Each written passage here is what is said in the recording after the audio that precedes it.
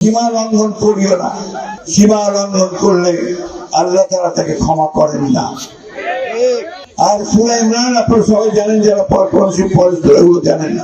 আল্লাহ বলছেন, আমি যাকে খুশি তখন মালিক বানাই, বাদশা বানাই, সম্রাট বানাই, প্রধানমন্ত্রী বানাই, রাষ্ট্রপতি বানাই, আবার তাকে যে কোনো সময় ফকির বানিয়ে দিই, রাস্তার ফকির বানিয়ে। আজকে সেই প্রতাপশালী শেখ হাসিনা আজকে ভারতে গিয়ে আশ্রয় নিয়ে একেবারে সেই করুণ অবস্থার মধ্যে পড়েছে, তাই না? আমাকে বিদ্রুপ করে বলতেছে যে আমরা পালাবো না, তাই না? তারপর যদি পালাতেই হয় দেশের বাইরে যাবো না, তাই না? আর আমার নাম ধরে বলতেছে, ফখরুল আপনি কি আপনার বাসায় আমাকে জায়গা দিবেন না? এখন আমি ওনাকে বলতে চাই, আসেন, আসেন। আপনি কোথায় চলে গেছেন দেশবাসী জানে না, পাবলিক জানে না। আমাদের দেশে একটা বিরাট অংশ আছেন যারা সনাতনী ধর্মের মানুষ, তাই না? হিন্দু সম্প্রদায়ের মানুষ, তাই না?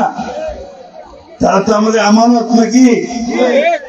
আমরা হচ্ছি বৃহত্তর সংখ্যাগোষ্ঠী, আমাদের আমানত হচ্ছে এই সংখ্যালঘু সম্প্রদায়ের লোকেরা, তাই না? তাদেরকে রক্ষা করার দায়িত্ব কার?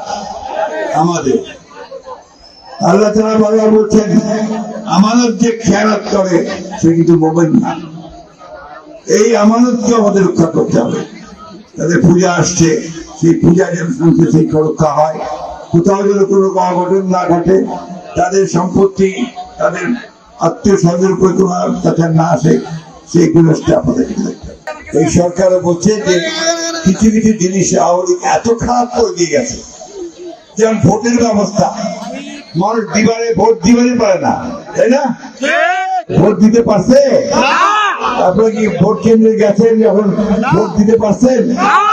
তাহলে এটা ভোট হবে করতে, এবং এর জন্য অতীতের ভোটগুলো ভোট হয় নাই।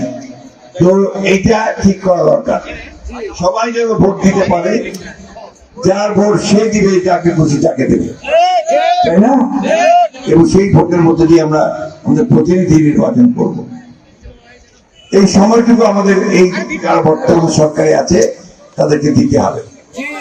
এরা কাজ শুরু করেছে, এরা সবাই নিরপেক্ষ মানুষ, কোন দল টল করে না, কিন্তু দেশটাকে ভালোবাসে, তারা দেশের জন্য কিছু কাজ করতে চায়। আমাদের দায়িত্ব হবে তাদেরকে সহযোগিতা করা।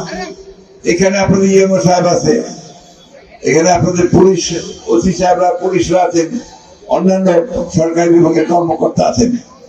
অনেকেই যে একেবারে ধর্মপুত্র যুধিষ্ঠির ছিলেন তা না, ওই সময় ওনারাও অনেক ঝামেলা করতেন, তাই না? এখন সেই ঝামেলা থেকে সরে দাঁড়ান, খারাপ কাজ করবেন না, আপনার মানুষের পাশে দাঁড়ান।